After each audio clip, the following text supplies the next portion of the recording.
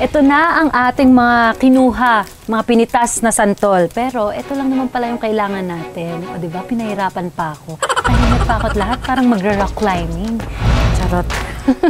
Pero ayun, kasama natin ngayon si Ate Ruby at siya ang magtuturo sa atin kung paano lutuin ang sinigang na bangus sa santol. Ngayon lang po ako nakarinig na pwede pala ang santol sa sinigang. Opo.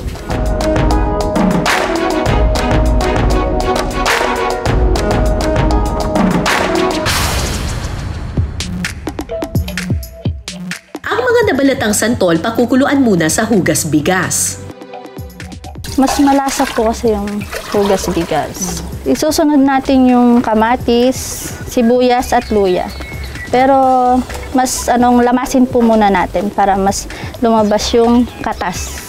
Pa-try po, pa-experience. Kailangan lang po mapisa siya. Para lumabas po yung katas.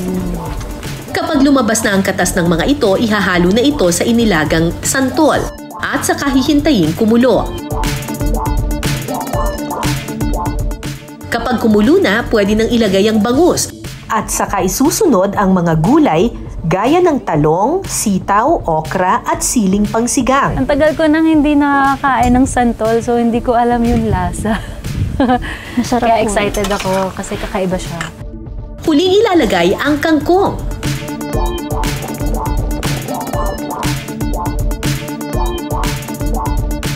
Ito na ang ating sinigang na bangus sa santol.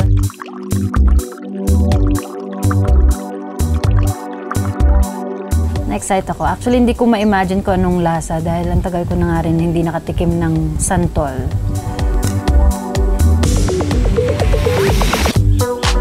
Sarap!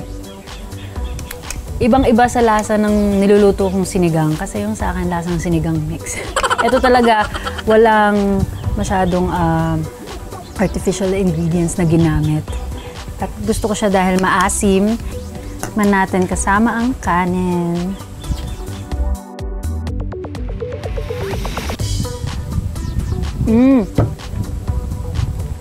Sarap. Nandun pala na-trap yung asim sa loob ng santol talaga. Ang sarap Ito yung asim na talagang kikiligin ka, pero talagang hindi ka mapapatigil sa pagkain. Sarap. Kahit nga yung santol lang kahit walang isda, okay ako. Asim. Gawin nyo na to sa bahay nyo. Sobrang sarap nito. Para may kakaiba naman kayong mailuluto sa family nyo.